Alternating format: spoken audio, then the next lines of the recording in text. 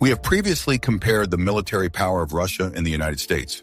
However, with the upcoming inauguration of the 46th U.S. president, we believe this topic deserves a fresh examination. Currently, the USA holds the top spot in military power rankings, followed by Russia in second place. This year, both nations have increased their active personnel numbers. The U.S. has increased its active personnel from approximately 281,900 in 2019 to 1,400,000 currently serving. Russia, on the other hand, has seen an increase from 771,000 personnel in 2019 to 1,13,628 currently serving. The U.S.'s reserve force has also expanded, growing from 811,000 to 860,000, while Russia maintains its reserve force of 2,000. Considering population, the U.S. has a significantly larger pool of potential recruits for military conscription.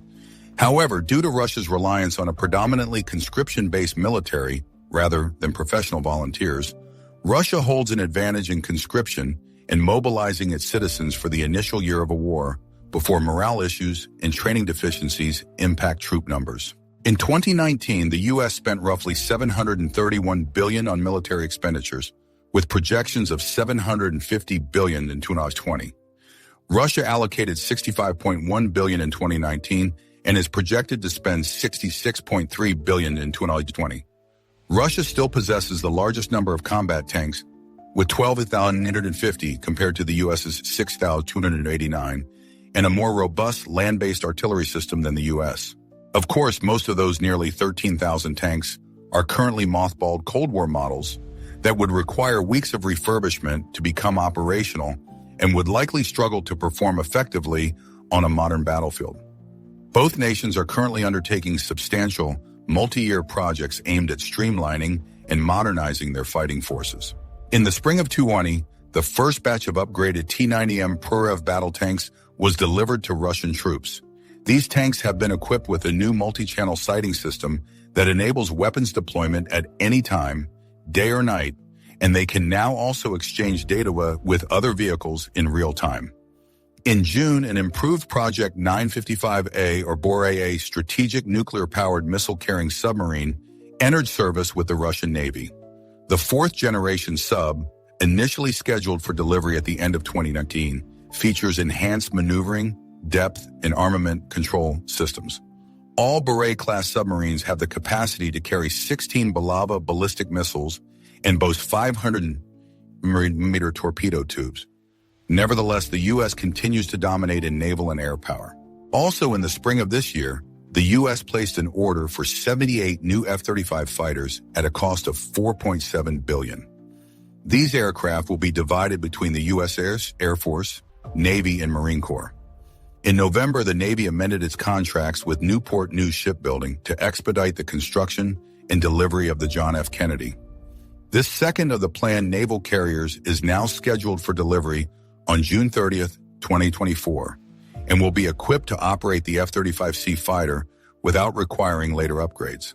Russia continues to test the Su-57 stealth fighter, its response to the U.S.'s F-35 aircraft. However, the first operational Su-57 aircraft crashed during a test flight in December of 2019. They've encountered several developmental challenges, particularly in creating the second-generation engine for the aircraft. Currently, the Su-57 is delayed until the mid-2020s at the earliest. At the end of 2019, the U.S. established a new independent military service branch when President Trump signed the Space Force into existence. As it stands, the U.S. is the only country with a dedicated force tasked with safeguarding its interests in space. Thus, America holds an advantage if aggressive aliens were to make a hostile visit while simultaneously engaging in conflict with Russia. Over the past year or so, relations between the U.S. and Russia have steadily deteriorated. Due to Russia's deployment of SSC-8 missiles, the U.S. officially withdrew from the INF Treaty on August 2, 2019. The INF Treaty had prohibited U.S. and Russian land-based nuclear ballistic and cruise missiles, along with their missile launchers, with short to medium ranges of 500-1,000 kilometers, 310 to 620 and intermediate ranges of 1,000 to 5,500 kilometers, 620 to 3,420 mm. Currently, there are no plans to revive this treaty. In 2021, the New START, Strategic Arms Reduction Treaty, Proryv, is set to expire. This treaty restricts both nations to deploying 1,450 nuclear warheads across 700 delivery systems, encompassing intercontinental ballistic missiles, submarine-launched ballistic missiles, and bombers. It also allows for 18 on-site inspections each year, enabling each side to closely monitor the other's capabilities. Currently, Russia and the Trump administration have held numerous talks to extend the treaty by up to 5 years, but no agreement has been reached. In the past year, several incidents involving troops have occurred, highlighting the tension between the U.S. and Russia. A U.S. Air Force B-52 bomber was harassed by Russian fighter jets while flying over the Black Sea and international waters. 6 Russian warplanes flew so close to Alaska that Air Force F-22s were scrambled to intercept them. 7 U.S. soldiers were injured when a Russian armored vehicle deliberately rammed an American patrol in northeast Syria. A Russian military intelligence unit secretly offered bounties to Taliban-linked militants for killing coalition forces in Afghanistan, including targeting American troops. When officials briefed President Trump regarding the bounties, he chose to accept Putin's denial of the matter and refrain from taking further action. In 2020, Russia continued its military actions in Ukraine and its occupation of Crimea. Furthermore, Russia dispatched troops to bolster the Assad regime in Syria, as well as provided aircraft and personnel to Libya. Russia is currently negotiating a deal with Sudan to establish a naval base in the country as part of its strategic endeavor to gain military and economic influence in the Red Sea region. In exchange, Russia will provide free military equipment to Sudan to establish an air defense system protecting naval facilities at Port Sudan. Most recently, Russia brokered a ceasefire treaty between Armenia and Azerbaijan over the disputed separatist region of Nagorno-Karabakh, while NATO declared itself neutral and opted to remain outside the conflict. In November, Russia deployed around 2,000 troops to the region for peacekeeping purposes. If the Russian-brokered treaty in Nagorno-Karabakh holds, it would be a diplomatic triumph for Russia, bolstering its influence and position in the region. On the other hand, President Trump has consistently pursued America-first trade policies. He withdrew the U.S. from the Paris Climate Agreement and verbally attacked NATO and the World Health Organization. Over the objections of NATO allies, in July, President Trump announced a plan to remove approximately 12,000 troops from Germany, citing that Germany and NATO were exploiting America while underfunding their commitments. The troop withdrawal will be a costly, multi-year process. Additionally, this fall, following several heated exchanges, the U.S. withdrew thousands of troops from Iraq and Afghanistan. Trump's isolationist doctrine has placed the U.S. at odds with NATO and various allies. Many leaders are hopeful that the Biden administration will usher in a globally minded, comprehensive foreign policy. Both countries focused on and improved cybersecurity in 2020.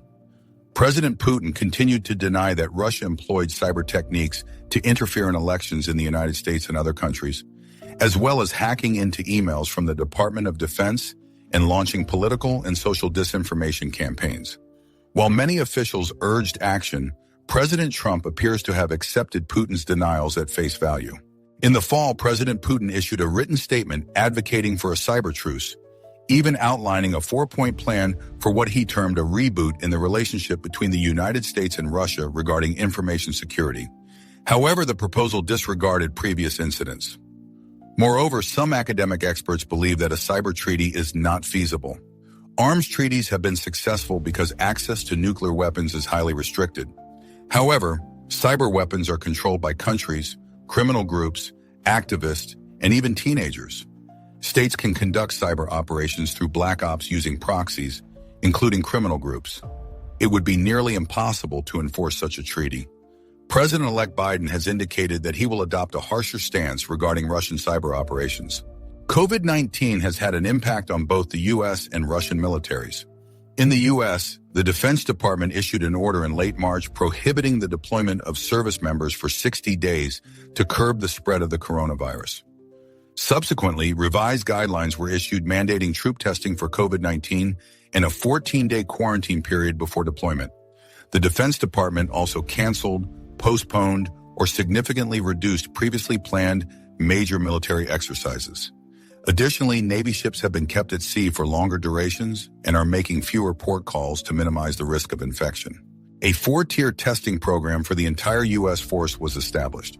The program prioritizes strategic and fielded forces, followed by forward-deployed troops, and then the rest of the force. A similar program will likely be implemented when a vaccine becomes available. After a few new recruits tested positive, all the military services temporarily suspended basic training for new recruits to implement new safety procedures.